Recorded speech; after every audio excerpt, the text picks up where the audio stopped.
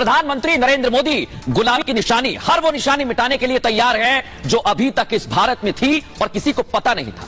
अब अगला कदम क्या है, पहले आपको दिखाते हैं। प्रधानमंत्री नरेंद्र मोदी ने सोच लिया है और कई बार उन्होंने इसका जिक्र भी अपने संबोधनों के दौरान भी किया है। दर्शकों, आपको यह भी बता दूं, मैं अपने संबोधनों के दौरान प्रधानमंत्री नरेंद्र मोदी ने इसका जिक्र किया है। लेकिन आप सोचिए अब बदलने की क्या तैयारी है, मैं आपको दिखाता हूं। प्रधानमंत्री क्या बदलने वाले हैं, अगली तस्वीर दिखाइए जरा।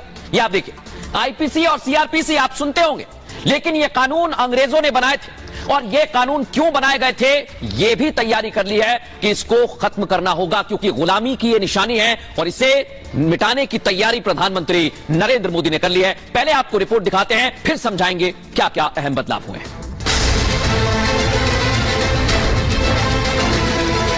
हमें गुलामी की छोटी सी छोटी चीज भी कहीं नजर आती है, हमारे भीतर नजर आती है, हमारे आसपास नजर आती है, हमें उससे मुक्ति पानी ही होगी।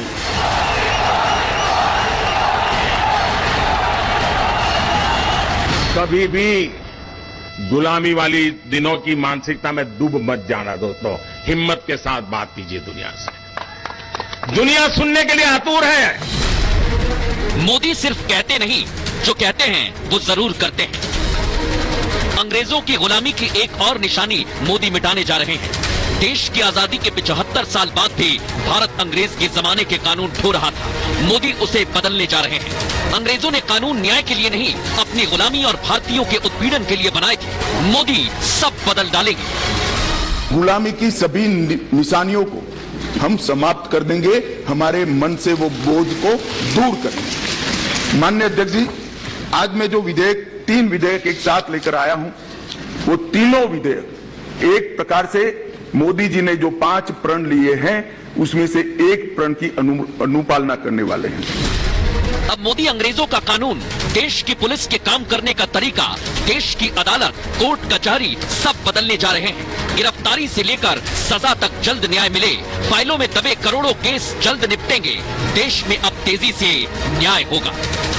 किसी भी कोने में हमारे मन के भीतर, हमारे आदतों के भीतर गुलामी का एक भी अंश अगर भी अभी भी है तो उसको किसी भी हालत में बचने नहीं देना। अब 100%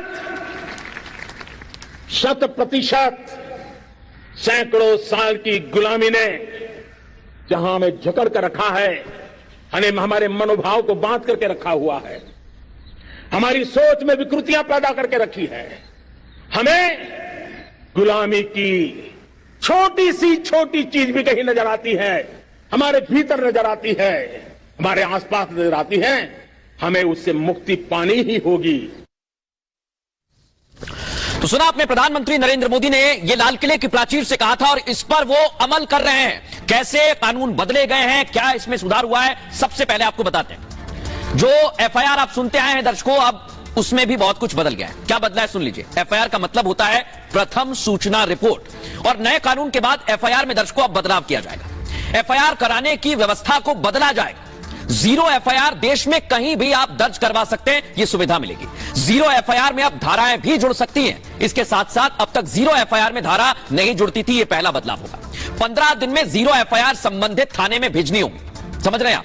पुलिस अधिकारी गिरफ्तार लोगों के परिवार को सर्टिफिकेट देंगे और गिरफ्तार व्यक्ति के लिए संबंधित अधिकारी जिम्मेदार होगा। एक और खास बात है, यह जानकारी ऑनलाइन और व्यक्तिगत देनी होगी ताकि जानकारी रहे, क्योंकि एफआईआर से फैसले तक सारी प्रक्रिया को ऑनलाइन कर दिया जाएगा।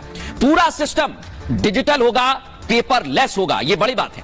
और सभी अदालतें 2027 तक कंप्यूटरीकृत करने की तैयारी भी सरकार ने कर ली है। आप सोचिए जरा, सर्च और जब्ती की भी वीडियोग्राफी की जाएगी। तो ये आपने समझ लिया कि कैसे एफआईआर में बदलाव कर दिया गया है, ये तो आपने समझ लिया। लेकिन एक और खास बात है, क्योंकि अब और भी बदलाव किए जा रहे हैं। अब मैं आपको बताऊंगा, आपने एक फेमस डायलॉग सुना होगा, तारीख पर तारीख, और ऐसा कोर्ट में होता था दर्शकों। लेकिन अब क्या होगा, अब बदल गया है मामला। समझिए जरा, नए कानून में पुलिस को 90 दिन में चार्जशीट दाखिल करना अनिवार्य होगा।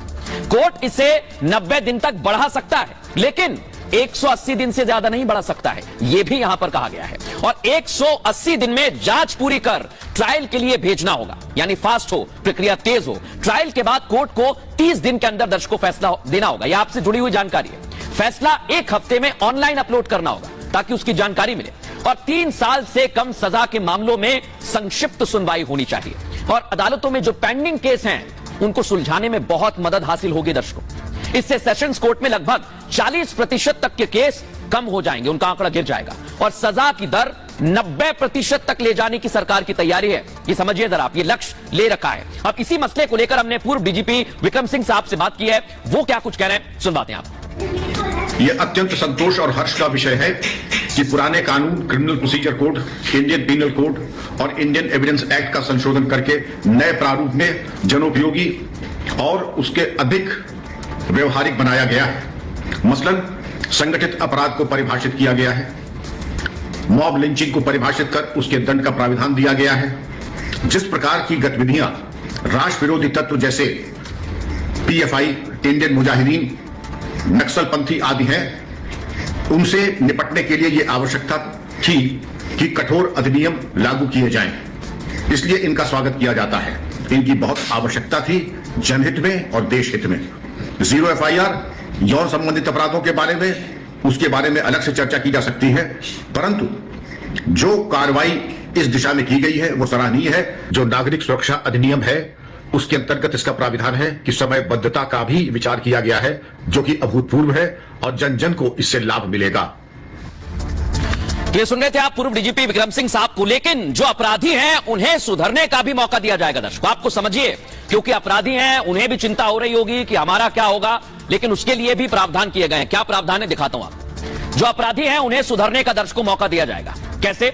नए कानून में अपराधियों को बराबर मौका मिलेगा सुधरने का।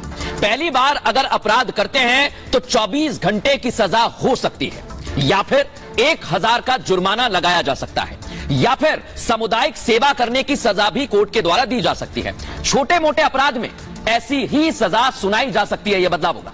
नशे में हंगामा या 5000 कम से चोरी करते हैं उस पर यह लागू किया जाएगा। अभी ऐसे अपराधों में जेल भेजा जाता है और अमेरिका और ब्रिटेन में ऐसा ही कानून दर्शकों लागू है, जो अब भारत में भी लाने की तैयारी की जा रही है। लेकिन आपको इस कानून को समझना होगा, क्योंकि इसके गलत फायदे भी हैं, गलत तरीके से फायदा उठाया जाता है और विशेष तौर पर सियासी तरीके से। आप देख रहे हैं आनंद मोहन, और इसकी रिहाई हुई बिहार में सियासी तौर पर, यानी कई सारे ऐसे लोग हैं जिनको सजा हो जाती है लेकिन फिर उनको रिहा कर दिया जाता है अपने सियासी फायदे के लिए। लेकिन अब मोदी सरकार ने दर्शकों इसे भी बदलने की तैयारी कर ली है। कैसे? अब जरा मैं आपको वो समझाता हूं। नए कानून में सजा माफी का सियासी इस्तेमाल सीमित कर दिया गया है, लिमिटेड कर दिया गया है। सरकार सजा में छूट का सियासी इस्तेमाल नहीं कर पाएगी। बड़ी बात है, मौत की सजा सिर्फ आजीवन कारावास में ही बदली जा सकती है और आजीवन कारावास को 7 साल तक की सजा में बदला जाएगा। सियासी प्रभाव वाले लोग कानून से किसी भी हाल में बच ना पाए, ये पूरी कोशिश है। फैसले में बदलाव के लिए सरकार को पीड़ित का पक्ष भी सुनना होगा। बिहार में जो मैंने तस्वीर दिखाई आनंद मोहन की, नीतीश कुमार आप देख रहे हैं, आनंद मोहन की रिहाई को लेकर बहुत सवाल उठे थे नीतीश कुमार पर भी, और पीड़ित परिवार ने इसे लेकर सुप्रीम कोर्ट का दरवाजा खटखटाया, वहां पर याचिका दाखिल की। 1994 में दरअसल दर्शकों डीएम जी कृष्णैया की हत्या में आनंद मोहन दोषी पाए गए थे। आनंद मोहन को आजीवन कारावास की सजा हुई थी। आनंद मोहन 14 साल की सजा काट चुके थे। रिहाई के खिलाफ जी कृष्णैया की पत्नी ने याचिका दायर की है और 26 सितंबर को सुप्रीम कोर्ट इस मामले पर सुनवाई करने वाला है, यानी इस मामले पर सुनवाई होने वाली है। अब आपको सुनवाता हूं मैं, गृह मंत्री अमित शाह ने इसे लेकर क्या कुछ कहा था, सुनवाते हैं इस भाई। सजा माफी को पॉलिटिकल यूज करने वाले बहुत किस्से आते थे।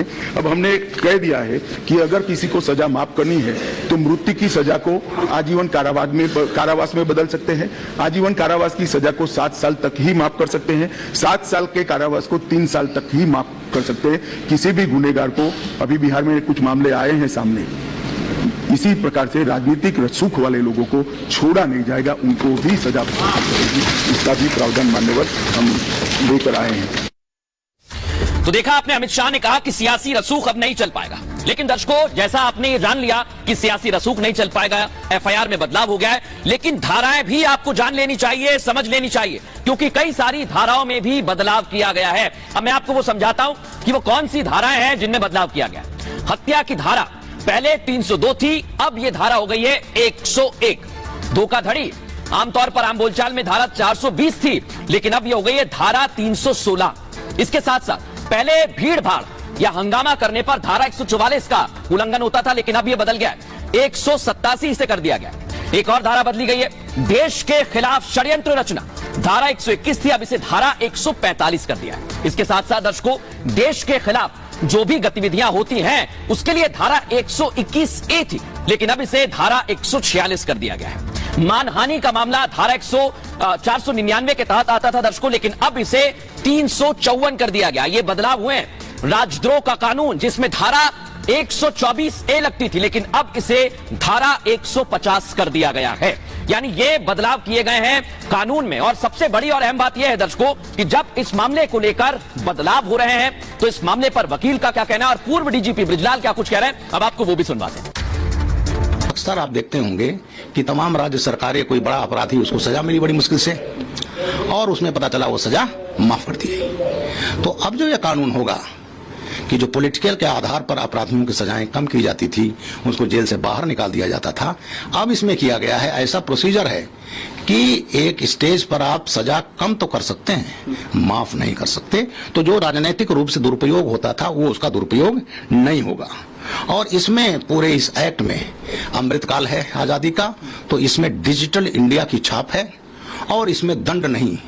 इस जो एक्ट में परिवर्तन हो रहे हैं इसका मकसद न्याय देना है। कुछ हद तक कानून बदला गया है, कुछ उसको छोटा किया गया है, कुछ पुराने जो प्रावधान थे, प्रोविजन थे जो अब अप्लाई नहीं होते तो उनको हटाया गया है। सेडिशन है उसको बदला गया है कुछ हद तक घटाया गया, कुछ हद तक उसकी इंटरप्रिटेशन अभी हमें पता लगेगी। तो ये मुद्दे आए हैं। Organize crime, organize criminal activity जैसे मकोका में लगता है, उसके कुल प्रोविजन इसमें ले आए गए हैं। करप्शन के, भ्रष्टाचार के लिए आए गए हैं।